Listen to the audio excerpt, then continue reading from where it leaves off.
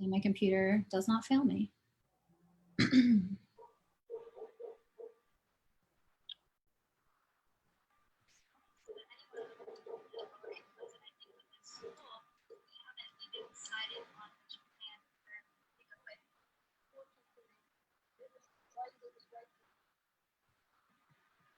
Okay.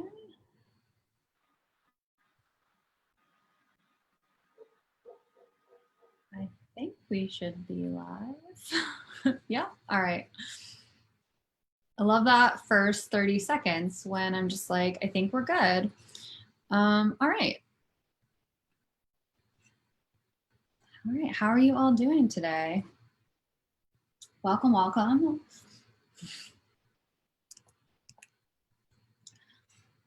All right, let's see. All right, so while people are joining in, I think we can do some intros. So thanks so much to everybody coming out. I'm really excited that this is the first time that we're doing a Facebook Live and it's not just me talking to myself. I'm really happy to have Madinah and Shané here to talk about the races that they're running, the things that they're running on and what they care about. So I thought we could start with just some updates around what we've all been doing and working on recently, and then kind of roll into questions that we get from everybody. So I could start out. I had a kind of awesome, actually Saturday this weekend. I spent it down in Dover, and there were like 3 really great events that I was glad I got to attend. There's what was called the Dover Love My City event, which was a fantastic event where there was like a clothing swap going on, food bank donations, people like, anyone who was in need could kind of come and just spend their time together with their neighbors, but then also find a lot of materials that, clothing or food that they needed. So it was really awesome to be a part of that and talk to a lot of people in Dover, which I hadn't been down to in a bit. So I was glad to get back there. Then there was another Black Lives Matter march. So I've been trying to make sure that I continue to attend those and that I continue to let people know that like these things are still going on, and make sure that people recognize like this was not a one-time thing. We are still out here. There are still things that we are asking for. So I was proud to join that. And it was another like youth-led march. That was awesome to see, like these young 19 to 20 somethings like putting together this march, organizing themselves, making sure they had medics and water and all the supplies we needed to really run a fantastic march and protest throughout the city, across the city of Dover, frankly. We covered quite a bit of ground. And one thing that they really made sure to call out was the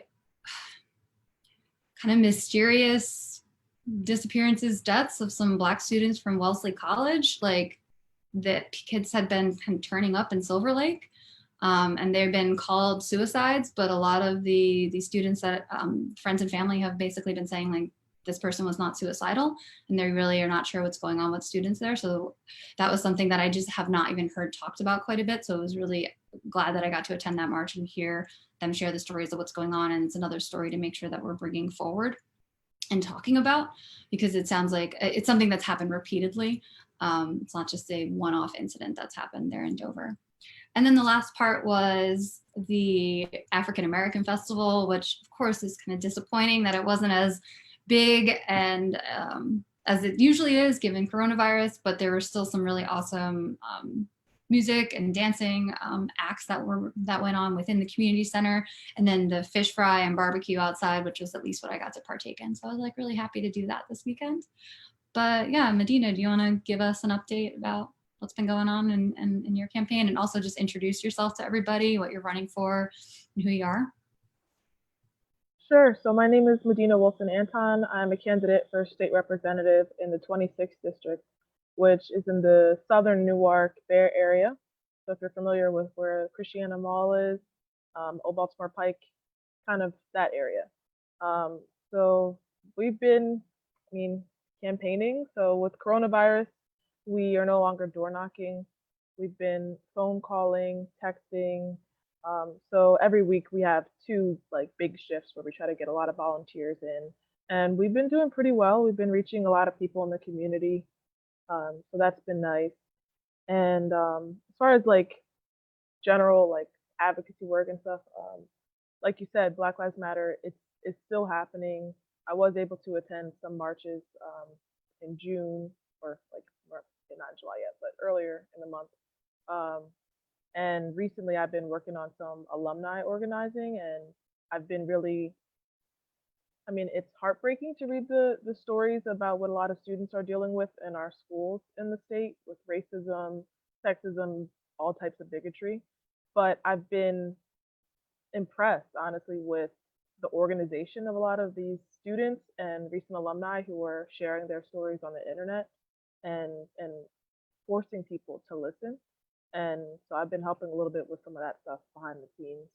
Um, and then, you know, we're focused on our campaign. Our campaign is an anti-racist campaign, which means we're not just focused on policing, but we're focused on ending a racist education system, racist housing system.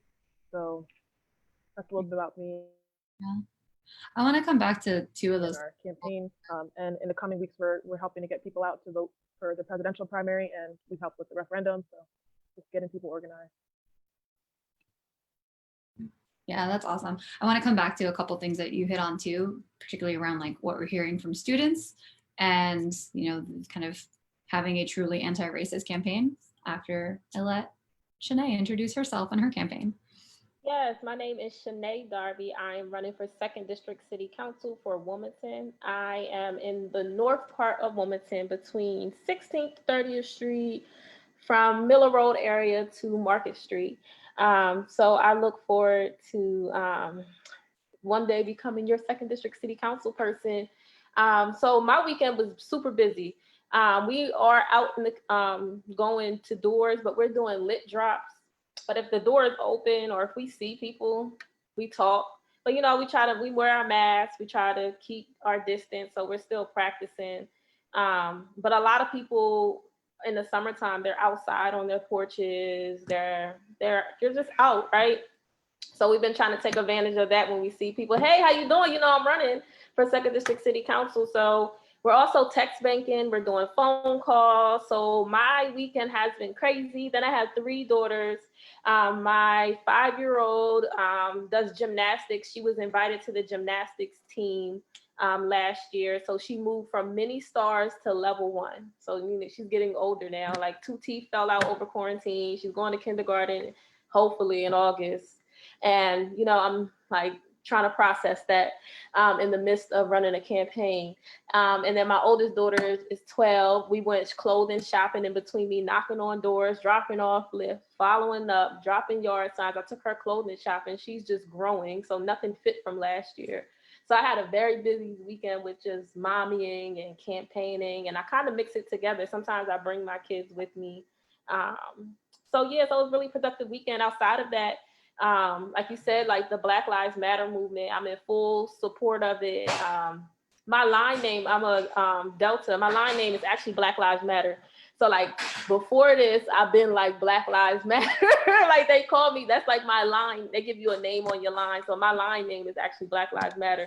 So like I'm very passionate about the Black Lives Matter movement and the work that that is going on now. So I'm in full support. I want to talk about that actually really quickly because I mentioned this in a call I was on earlier that, you know, I joined my first Black Lives Matter protests in 2014. And, you know, after Michael Brown was murdered in Ferguson and there were marches here in Wilmington. And I was kind of commenting that I felt like 6 years ago, they almost felt a little bit more like vigils, or they felt a little bit more like there was like, I think the energy around them now is so much more seemingly focused on like, we have actual demands. We like, and the thing I hear from people the most is like, I'm just so tired. So I'm just curious if you guys have perspective on like why you think this moment feels different and how we can capitalize on that.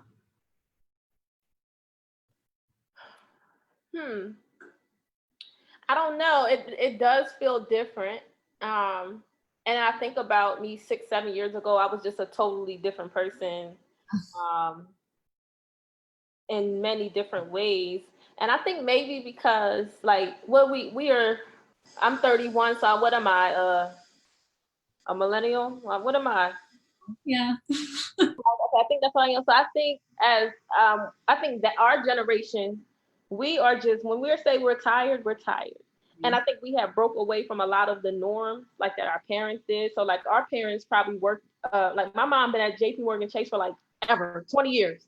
Like we are breaking a lot of like ways people have lived before, where I feel like we're a lot more open about things. So I think now we're like, listen, we're gonna get something out of this if we're marching, if we're protesting. Like, not saying they didn't do that, in other generations, but I feel like this generation brings like a totally different energy. Like, if you look at even like now in politics, it's a lot of us.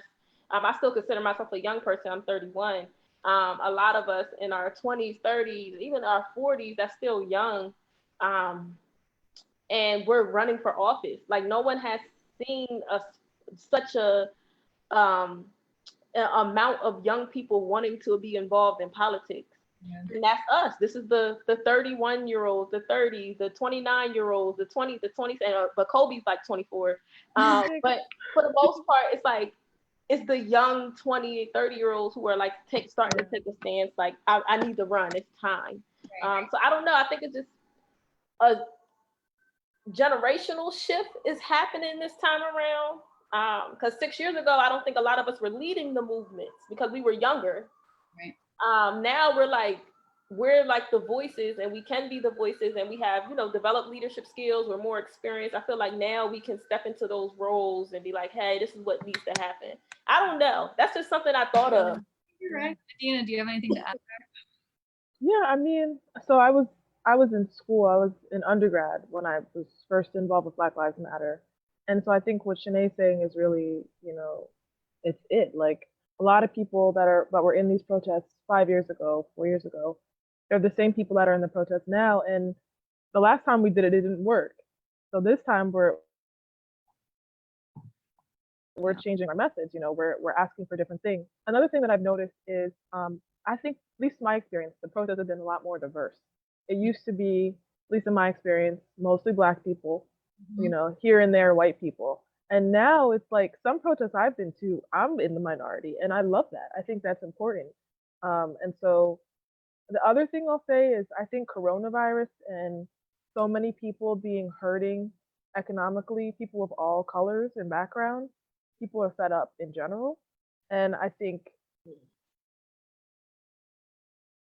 like, I was talking to my husband about this with the Arab Spring, where when you see someone's dignity taken away from them in the way that we saw, as a world, people can't handle that. You can't show me a murder like that and expect me not to do something about it.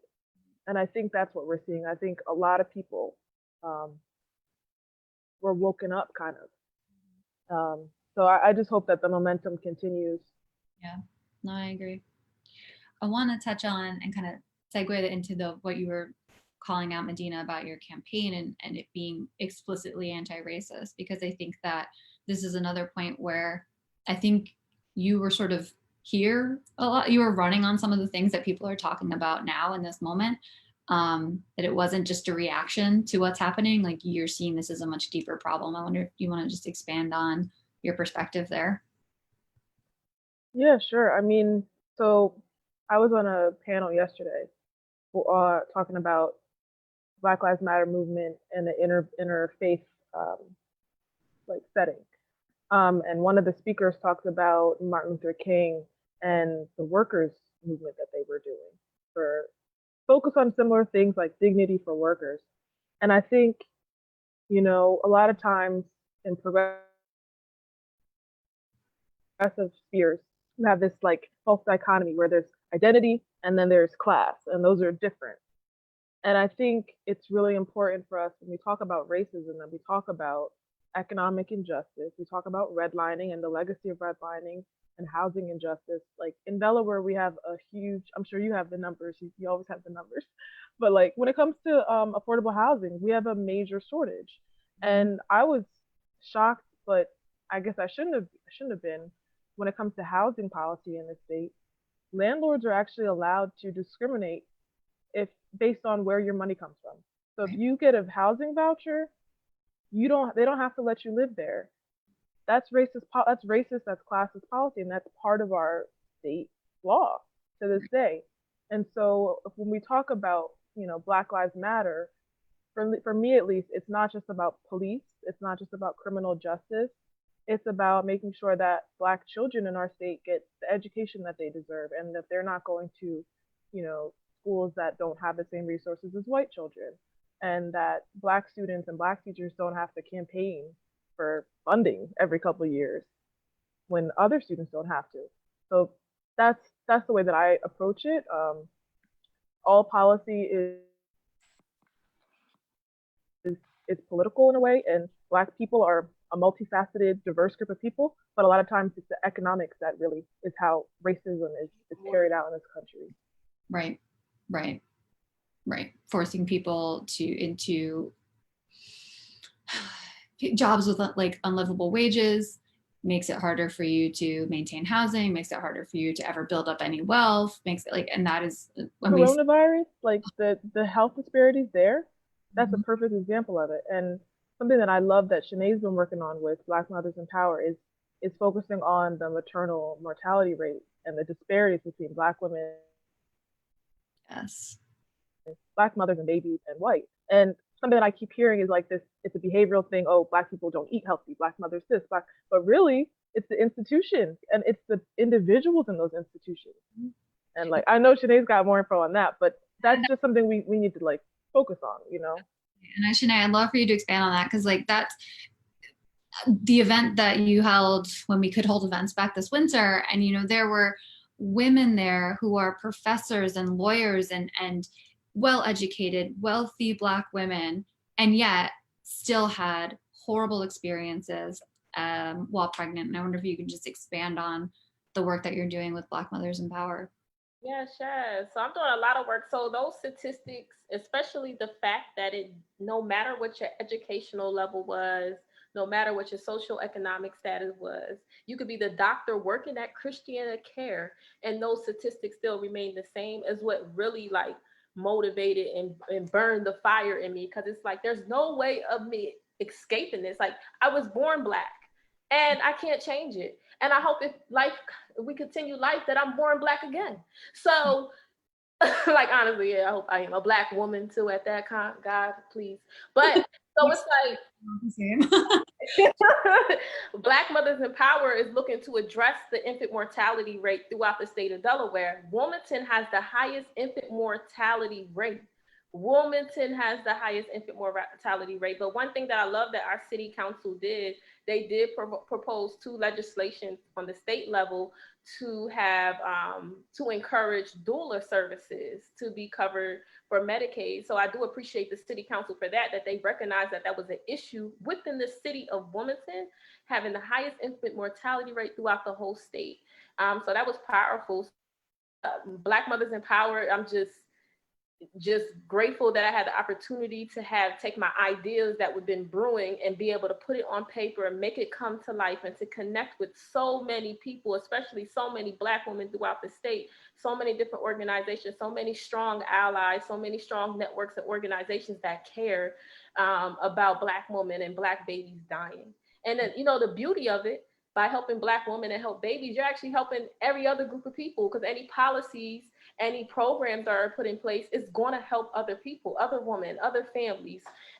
So yeah, infant mortality rate, health disparities are real. It exists.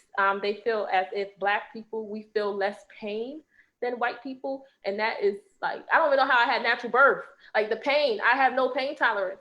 I cried on my 5-minute tattoo with my daughter's name. I have no pain tolerance. So to know that I walk into a doctor's office and they're going to not see me for me, that actually, like, it hurts. Like, it hurts deep down inside, because I can't do anything about being Black. So yeah, the disparities are real, and it has to be addressed. And Black Mothers in Power, we are working on that. So we want to get a doula program set up, pass legislations, and just build awareness. So Black Breastfeeding Week, put the plug in for a little bit. Black Breastfeeding Week is the last week of August. So it's celebrating Black women, making sure we are aware about breastfeeding rates in the Black community is very low. And that's because of history. We weren't allowed to, so knowledge is passed down generational, right? So it came a time where when slavery happened, and interrupted our history, they told us we couldn't breastfeed our kids. We had to breastfeed masses kids, right? So then that knowledge wasn't passed down. So we don't have the knowledge. So a majority of Black women do not breastfeed. So increasing those rates would save our babies, and it's good for mom too. So Black Breastfeeding Week is coming up. So look for events from Black Mothers Empowering on my page about that. Nice. Yeah, and I think the thing that really struck me at the event that I attended this winter was when one of the guest speakers was talking about the effects that doulas can have, and having that advocate in the room for you, particularly as a Black mother, making a real difference in the outcomes that you see, and how important programs like that are going to be to this problem. So thank you for that work. Absolutely. All right, let me go pull some questions. All right, so Madinah, there's some questions that kind of had beforehand, so let me hit these. Can you give an update regarding what's going on in the state legislature this year? Sure. So to be honest, I haven't been 100% clued in, I guess, as I normally would be, just because I'm focused on the campaign. But one thing that I have been pretty disappointed with is that the legislature was out of session for quite a long time because of coronavirus. And while, the rest of the working world had to figure out how to work from home, it took them quite some time to do that. I'm hoping that they will call a special session and get some stuff done on police reform, on just addressing racism in general. Not super optimistic about that, to be honest. And tomorrow is the official last day of session, so we'll see. I think it's important that we have representatives and senators that find it important, to do their job, which is to legislate and to push reform that help people in our communities. So we'll see what they decide. Yeah, it does look like vote by mail got through, which I think is interesting wrinkle for, frankly, all of us to try to figure out how we message that and make sure people. And I don't know. I don't think it's been signed by the governor yet. I didn't check today, but I know it got. Yeah, I haven't seen anything. So I'm not sure, but I'd be surprised if he didn't sign it. But I'm a critic, so let me start by saying that. But it's disappointing.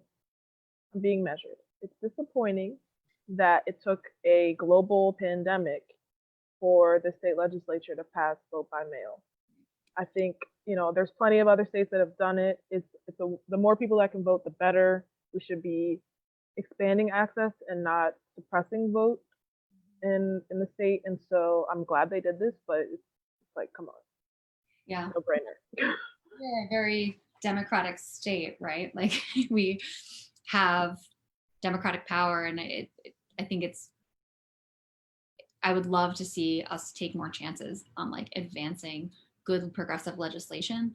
And I don't even think that it's really taking chances. To your point, we're talking about things that have been enacted in a lot of other states with a lot of success.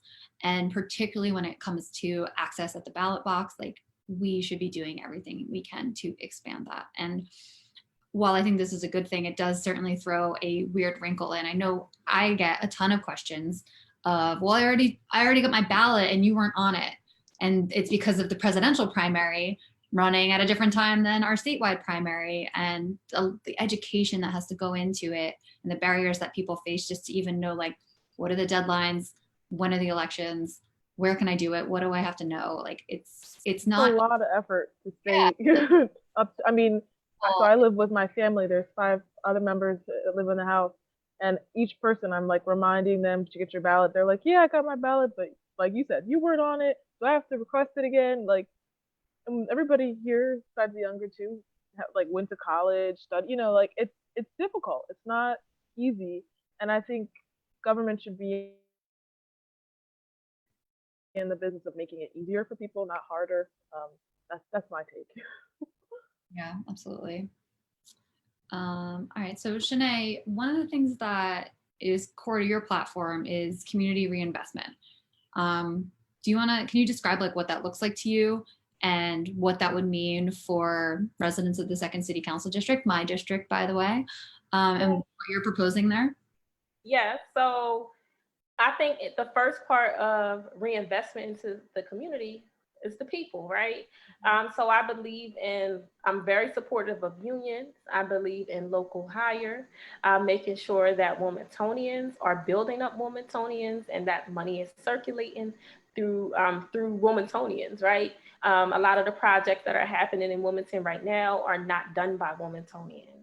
So we're being left out of those projects. So we're being left out of the money for us to be able to support our families and to keep our city going. So under community reinvestment is just really looking at people, also looking at infrastructure.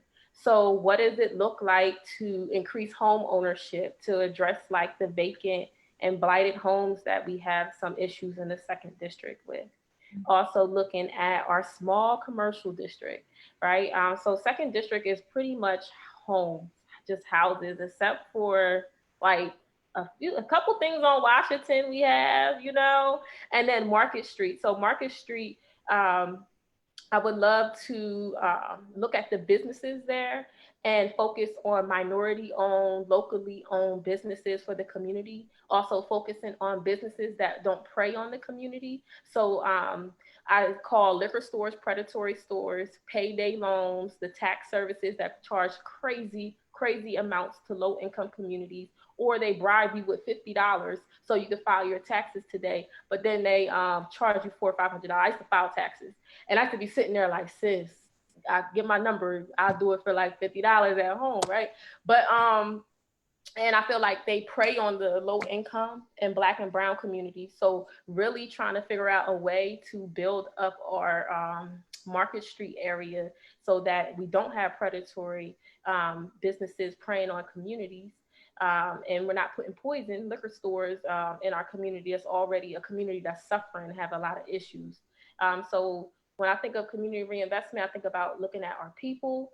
How can we invest in our people, and how can we invest in the infrastructure so that we're building up our community? I want to live in a community that looks good and I feel good. Simple as that. Like, that's like one of the reasons why I'm running. I want to walk outside for my kids to look outside and feel proud for where they come from. I don't care if I live on 24th and Pine. I don't care if I live in a project. I don't care if I live in the best suburbs. I want my kids to walk outside. I want them to know that it looks good and that they feel safe. So that's like my platform or community reinvestment.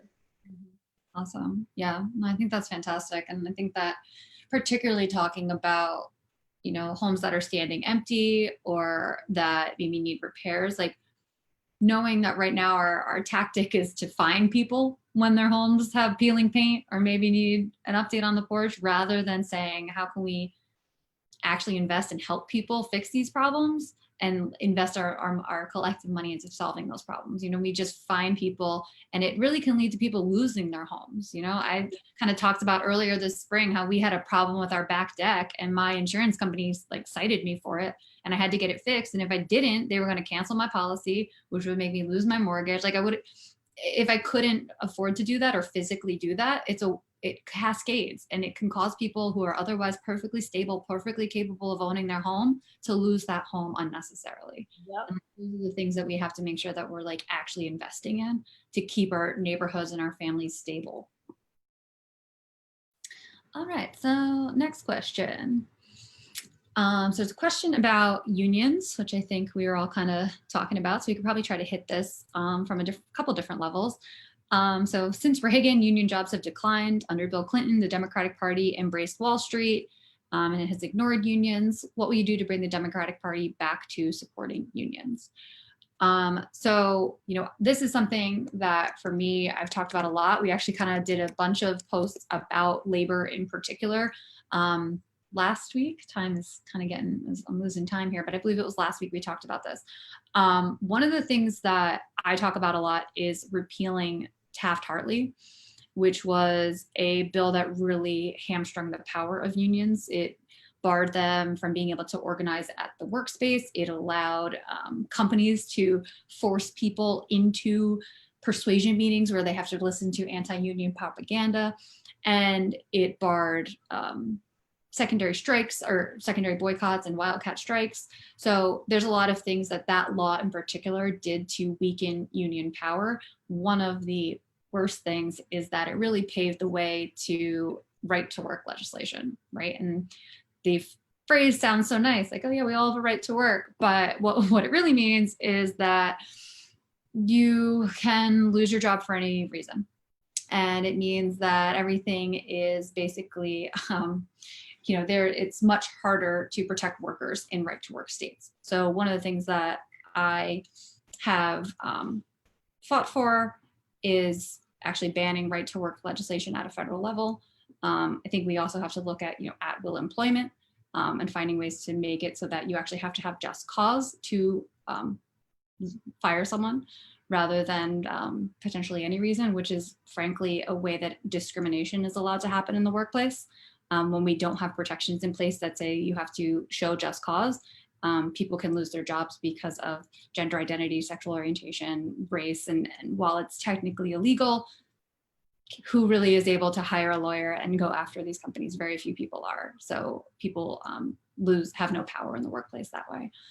I think the other thing that I really think about, and I talk about this a lot on a lot of different issues, is how do you actually use the power of the platform that you have, which I think we're seeing more of the kind of left and progressive representatives start to do this.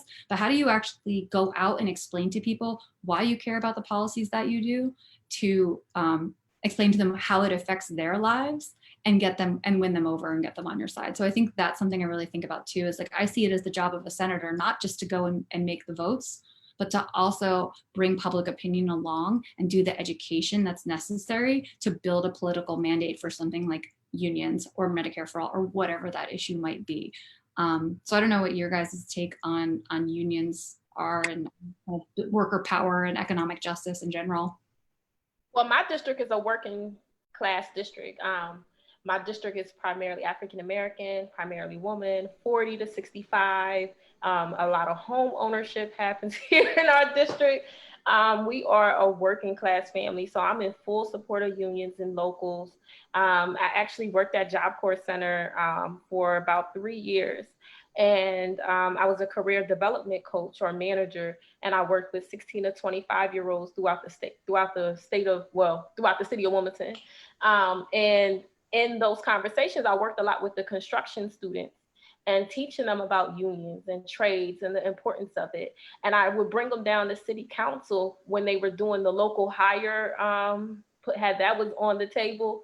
So I would bring them down to city council to learn about local hires, what is going on, how city council has an impact on locals and unions, and what projects they can get in the city, and how. And most of the kids at Job Corps are Black and brown kids who want to be a construction worker or somewhere in a union, local electrician or a plumber, or they wanted to be so many things.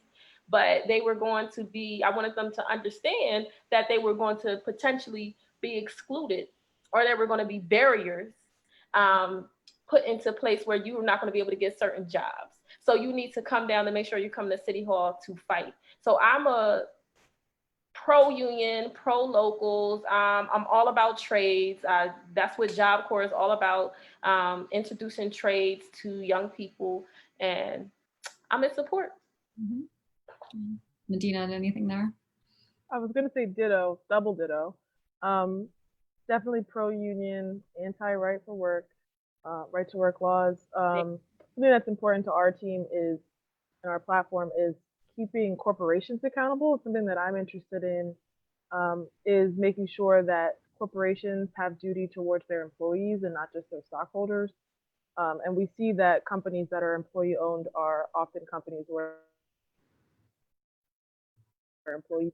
So I think this is a great example of why it's important to elect progressive, worker right focused candidates at multiple levels of government. So I'm proud to support both of you in your campaign, because it really needs to be done at every level. Absolutely. And I think that point about even worker owned is a newer concept that I do think is taking hold a little bit more. And I think that's ideally the direction we go, or like more of a co-op type structure where there's not just worker power, but also like worker autonomy in the workplace. And you are not just fighting a boss, but you're actually democratizing. Exactly. Like I talk all the time about how if we're going to call ourselves a democracy, like we need it in the workplace, because that's where people spend the vast majority of their time. And it's what has, frankly, the failure to have democracy in our workplaces, to have any sort of equality in our workplaces, is what is leading to the vast wealth and income inequality that has only grown to Gilded Age levels over, frankly, all of our lives, right? Like started before we were even born, and I think we were. Right. Let's another example, like what comes to mind. Sorry, my internet's slow. I feel like I cut somebody off. But one thing that comes to mind is like in this moment where we're talking about Black lives and we're in Pride Month and we're talking about, you know, discrimination. I know personally I've been in situations where I witnessed discrimination, or I witnessed, you know, remarks that I would deem to be racist in the workplace. What do I do about it? Mm-hmm. You know, empowering workers to be able to stand up to injustice in the workplace, that's huge. Yeah. You know, and I'm heartened to see that some folks are stepping up and saving, you know, their jobs and everything, but it's important that we have equality in the workplace, and that's how we're going to get equality in the rest of the facets of life. Yeah, I talked about the like experience that I had in my very first job as a literal 15-year-old, like being assaulted by a manager. And I worked in a retail store and was assaulted by my manager. And is that legal? No. But what did I have? What power did I have to do anything about it? And what knowledge did I have about who to even go to? If I went to the manager of the store, they're probably going to side with them. If I go to the district manager of the store, they're probably going to side with the manager. Like I'm the expendable person in that scenario. So there was really no grounds that I could take to really make that situation right. It was either leave the job or just let it go. And I think that's not even, I mean, I think that's an all too common experience. I mean, we talk about it, like everyone talks about how wage theft is actually the largest type of crime that we see, like the largest theft, right? Like where you're asked to do things off the clock, you're paid incorrectly for your overtime, your check isn't quite right. Like there are so many ways that we break the backs of workers over and over, and we absolutely need to start building their power back up. Can we just get rid of capitalism? Like that could like get rid of capitalism. No, we can't. Okay, never mind. Just spitballing here, you know. just throwing it out there. But I think it's like, just me. I think I have an option. I think if COVID didn't show or highlight anything else, is how important workers are, or the disparity. Yeah. And I think it's really important to look at that. I think one of the biggest things that didn't happen during this time with COVID highlighting these disparities and the wrongs of these companies and how low they get paid, not having benefits, working these hours, having to still be responsible for online learning with their kids while I have to go work at Target for 40 hours a week. Not really, I think it needs to be, I felt like a movement of minimum wage increase should have came out of this, especially in Delaware. We're so little. And I think it could be done here. I think we could be an example for many since we're so small. Like this is like coronavirus isn't here. And you can actually see like your senator, like right there working out with you. A lot of other states don't experience that. So I think it's really important when we're looking at the worker movement now. I felt like it should have been bigger in Delaware. We should have been pushing for healthcare for all. The $15 minimum wage and then increasing with inflation or however all that works, right? But yeah, I think workers are important, and we need to center in any legislation like centering workers and working class families and making sure that we're increasing. That's like when people talk about addressing crime. Let's talk about housing. How much people get paid? Why do I have to work? Ding. Like think about it. Or I come home from prison and you guys are still faulting me for a crime or for selling some weed about 10 years ago, and I can't get a job, and I want a job. I want to do better. But there's a lot of barriers because things are possible, but there are a lot of barriers that get put in place for you to be able to move up this socio-economic ladder, to be able to try to improve yourself. And even when you do that, because Black women, we're the most educated group of people, and we get paid less than white men, Black men, white women. So we go to college. We get our master's degree. I got aunties with like 2-3 master's degrees. Like, auntie, why you going for another master's? Black woman is like the masters of getting masters. So it's like we are doing the American dream. We are doing what is being told. But when we get there, being woman and then being Black and then whatever other intersectionalities you have with you, we're still the lowest paying. So how does that translate to buying homes? How does that translate to being able to provide for our children to go to college or to be able to pass that generational wealth? So like workers have to be centered. Like we have to center workers to address, people talk about crime all the time. So that's like the number one thing when I knocked on doors was crime in the second district, crime in the second district. And it is bad. But it's like, we have to be able to really look at why does crime happen? Right? So I think that's important. We got to focus on workers, making them feel stable, secure in the workplace. We shouldn't work 40 hours a week either. That's not even productive. And some people are working 60, 70. I mean, the amount of families I talk to where everybody's working 2 or 3 jobs. And you're right. Like when people bring up crime though, they don't bring up like, we need more police. They bring up what happened to the community center that used to be in my neighborhood? What happened to my kid's school? This park is in disrepair. What economic prospects do my kids have? What hope do they have for their lives? Like no one is saying in the neighborhoods that we're in, they're not saying they need more police. They're saying they need investment in them and their communities to actually make them safer. We know what we need here. We need people who are going to enact that policy and fight for it and push it over the line and fund it. And that's when we will actually see change. But I want to move because Shané, you just mentioned healthcare.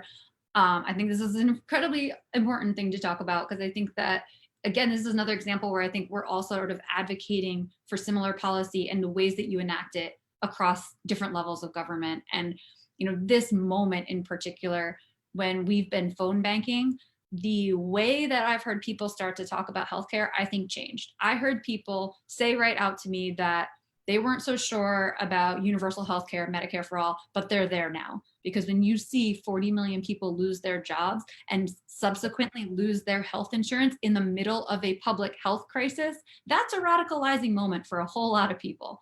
And I think people are really at a breaking point now where they realize like this is not sustainable. We absolutely have to guarantee healthcare as a human right. And people recognize that like this is also the pragmatic choice.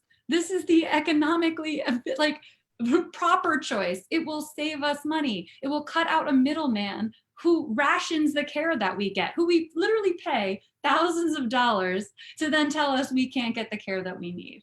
So I think like your point about that being part of public safety and just public health in general and community health is so important.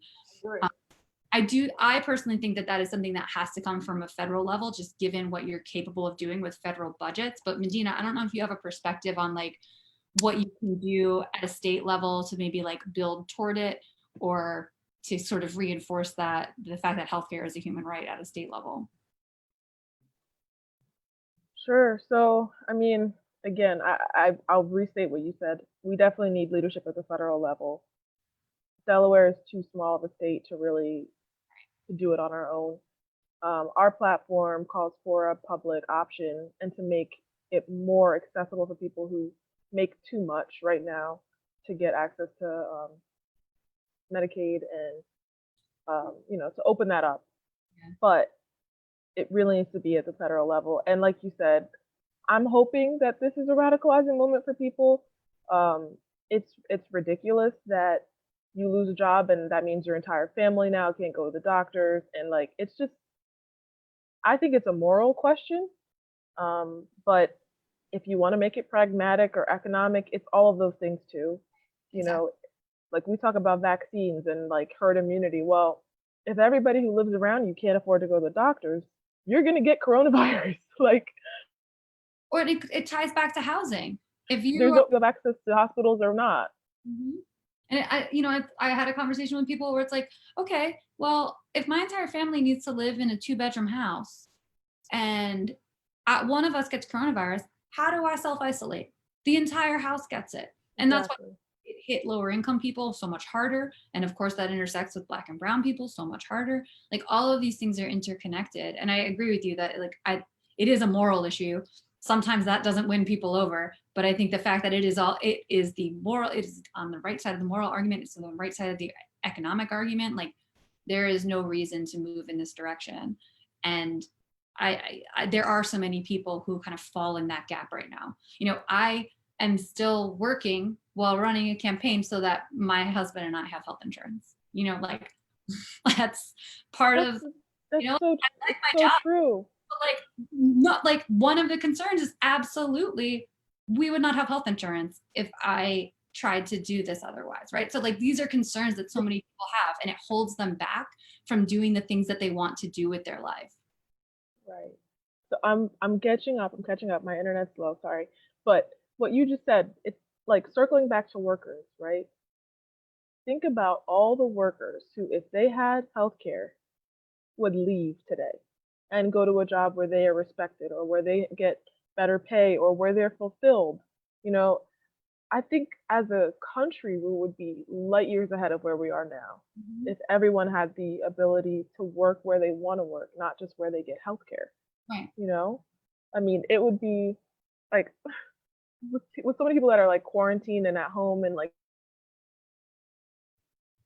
picking up new hobbies at the beginning of this, that this could be like a new like Renaissance type time for our country where people are, becoming artistic and there's more creativity and like how many books are being written right now. But imagine that every day for our country. Right.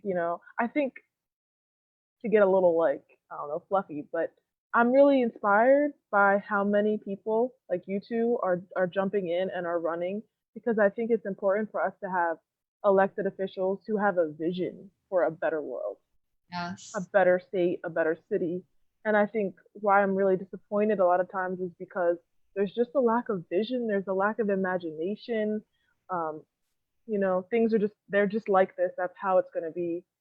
We don't deserve people in power to be like that. We need people who are in this realm, like, it. Like there's so many people who just feel like, well, this is where we are, so I can kind of maybe tweak and I can make these small tweaks, but like we can just completely remove these walls that we've placed on ourselves. Like you're right. Around the world, they did it. It's not like there's no country on earth that has national health care. Or like, France, they go on vacation for like a month a year. Full paid leave. Like, and this idea that we hamstring people and we hold them back by paying them such low wages that they have to work in some cases multiple jobs or so many hours that they can't have a rest of their life. Like how much creativity do we lose? Like what other vocations would people want to be doing? Like, even innovation, like, sometimes that word gets so like Silicon Valley, and I don't necessarily mean that, but just like people using their time and their energy in ways that is not just slugging along to try to keep a roof over their heads. Like this is all possible. Okay, I'm gonna get really academic kind of here, but like, do you remember learning in like high school about what a civilization is? Like the definition of a civilization. They have a writing system, right? That's like humankind has always been striving for a way to have time to do things other than just subsisting. Right. At this point in our, evolution as human beings, how are we not seeing that as the next step? Like, why don't we want more free time?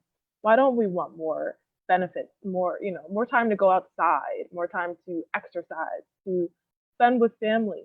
That's the true, at least the way that I was taught in history class, that's the measure of a civilized country, a civilized society. Yeah. I don't want people just to have to live to work or to, like to solely be their only thing. Like I just feel like so many people have lost other hobbies and interests and time and the ability to be with their family. I talk of the story a lot about a teen that I knocked on the door. I was looking for his parent, but he was there and the parents weren't there. And the thing he said to me when he was like, when I asked him what was most important to him, was like, keeping my family together is what he said. And I was kind of like, what do you mean by that? And what he said is that I work multiple jobs. My mom works multiple jobs. My dad works multiple jobs, and we never get to see each other. And I'm really worried about what that's doing to our family. And this is a teenager who has this level of stress on him. Like, this is how we're forcing people to live, and it absolutely does not have to be that way. So to segue there, someone sort of asked, like, what are the specific policies to help address these inequities? So I think we all agree that we have to increase the minimum wage to at least $15 an hour. You know, I believe it needs to be indexed to inflation. I don't want to have to keep having this conversation and this fight over and over. You know, we've been fighting for 15 for so long that people are starting to say, you know what, like, it's too low again. So we need to make sure that it keeps up with the, you know, consumer prices as we go along. I think we've talked about educational inequities, you know, public education. I think that I'd love to kind of hear both of your perspectives on that too. Like, Delaware is a state where education comes up all the time. Like, people talk about our education system and the inequities that exist within it quite frequently. And I don't know if you have some specific conversations that you've had or policies that you're fighting for there. Well, on a city council level, yeah, education really, you know, but I think even in my role as second district city council person, it's still my job to be that advocate. I think the second district city council person should have relationships with whatever districts cover the second district. So like, I'm in Red Clay. I, as the second district city council person, I should know the board members on the Red Clay school board. I should know them. I should have relationships with them. I should be able to take back whatever I hear from the residents and go to the school board and say, we need to advocate for this, or this is an issue, or this is a problem. So even though city council doesn't have like direct legislation influence over education, I think it's still important that that city council has a voice at the table with school board and having these constant conversations, especially in Wilmington. We're so divided. Yeah, it's like 4 or 5 of them that add the VOTEX and add the charter schools and add everything else. It's like, we don't have a voice. So how can city council and all the school boards and all of these community organizations get together to kind of figure out how we can build power for our students in the second district, and power for the parents too? Because I think that's very important. I think second district city council person should have relationships with the PTAs and the PTOs of the schools. So you have that connection, you know what that school needs, you know who some of the parents are. So I think it's really important, even though there's no legislation power, but there's still some type of advocacy work going on in connection. Exactly. Yeah. Madinah, any education? Yeah, so education is one of the issues that really inspired me to run. When I was working in Dover, there was legislation brought forward to change the education funding system from what is a historic racist classist system to students, so students that need more in the classroom, like students that come from low-income families or who are learning English as a second language or who have disabilities, that they get the resources they need in the classroom. I think I mentioned earlier, may have been on an earlier call, our Zoom calls are getting mixed up, but we just recently had a referendum in the Christina School District, and that basically means that every couple of years, our district, which has almost half of our students are from low-income families, every couple of years, our teachers, our students, their parents have to campaign for funding that they should just get. You know, students shouldn't be spending their free time, teachers shouldn't be spending their free time campaigning for funding. So something that I'd like to do is to change that system, get rid of the referendum process, and fund education at the state level in a way that's equitable. I don't see why that's political, why it hasn't been done. And I think the reason why it hasn't been done is because there's been a lack of political will to do it. And so that's one of the main reasons why I'm running. And if that's the issue that I lose the seat over, so be it. That's for me, it's important. Right. Right. Right. Well, and She was saying how she wants her daughters to see their community. I think that's something that's really important to me and my husband is we want to have children that go to a public school, that get the education they deserve there, and you shouldn't have to move somewhere or send your kid on the bus for an hour for them to get the education that they deserve. yeah, absolutely. And I mean, that's something that happens quite a bit in the district you're running for, Shané. Like, I'm in your district and I know there's a lot of people who've left my neighborhood because they didn't choice their kid into the school that they wanted. And it's this complicated process around trying to get your kid into a school that you think will do right by them. And I understand why parents want to do that, but they shouldn't have to. I live 4 blocks from an elementary school. Why can't we all say that this is our community school, we are investing in this school, we are funding this school, to your point, we know what it takes to fund this school adequately, we need to do it, because that breaks down so much of the community that we could otherwise have. I was walking the dog a week or two ago, and right around everybody started putting those like signs out for graduation, because like we can't have graduation celebrations right now, so everybody's got their little yard signs. But I walked 1 block in the city of Wilmington and saw 3 different schools. So these are kids who are all graduating from the class of 2020, but all 3 of them are going to 3 different schools. So what does that do to the community? What does that do to their relationships when you aren't having the same kind of experience? I think it really kind of breaks down some of the community we have. Definitely. And like you were talking about the teenager that you met at the door who said they're worried about all the time that they spend away from each other, right? I went to school in the city of Wilmington at a charter school, but I worked. That was, about 2 hours I was on the bus every day. And there are plenty of students from the city of Wilmington that are doing the same thing coming down to Newark. Then say you want to play a sport. Now you got to figure out a ride. Your parent has to come drive and get you, or you take the bus. There's so much time that's wasted in transit when you could be spending it in the community if we really funded our schools the way we should. Yeah. And parents that can't participate for that reason as well. I saw, again, a few weeks ago, there were a bunch of teachers kind of camped out outside of Warner, and I asked them what they were, well, I didn't know they were teachers, but there were people outside of Warner. I asked them why they were there, and they were teachers coming from Shoe Middle School. So they were coming, 25 minutes into Wilmington to set up a little place where their students could come and drop off their books and computers and stuff. Because otherwise it might have been like an 1.5-hour bus ride round trip if their parent didn't have a car to get them there.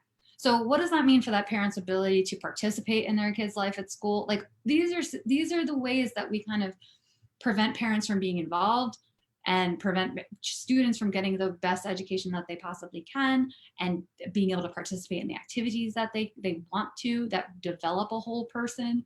And yeah, like just the idea of a child spending 2 hours commuting is doesn't seem right. It seems like we can fix this. Yeah.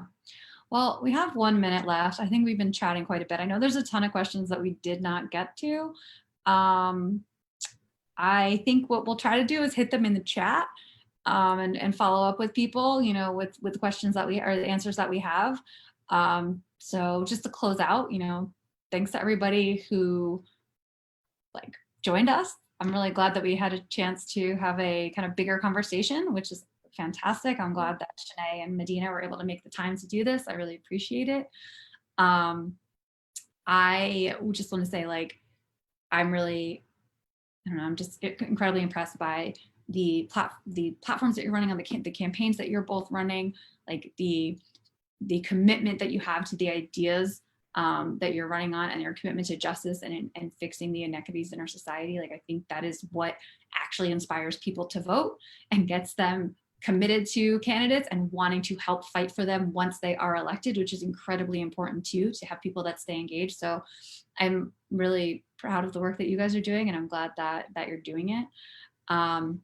So, I think just ending on where people can find you, a reminder of what seat you're running for, anything that you want to just share at the end. Shané, do you want to sign off first? Yeah, I can go. So again, my name is Shané Darby. I'm running for 2nd District City Council of Wilmington, which is North Wilmington. from 16th to 30th Street, Miller Road area down to Market Street.